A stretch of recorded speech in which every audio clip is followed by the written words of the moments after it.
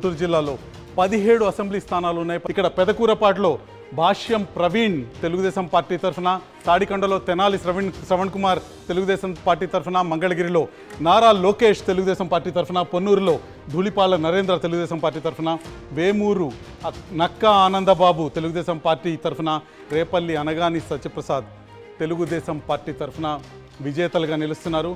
తెనాలిలో జనసేన పార్టీ అభ్యర్థి నాదెండ్ల మనోహర్ గెలుస్తున్నారు. బాపట్లలో వేగేసిన నరేంద్ర తెలుగుదేశం పార్టీకి విజయాన్ని అందజేస్తున్నారు. ప్రతిపాడులో బూర్ల రామాంజనేయులు విజయం సాధిస్తున్నారు తెలుగుదేశం పార్టీ తరఫున.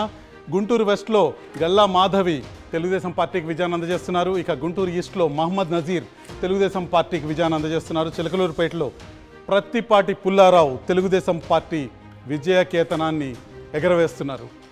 నర్సరావుపేటలో చదలవాడ అరవింద బాబు తెలుగుదేశం పార్టీకి విజయాన్ని అందజేస్తున్నారు. సత్తెనపల్లిలో కన్నా లక్ష్మీనారాయణ తెలుగుదేశం పార్టీకి విజయాన్ని అందజేస్తున్నారు.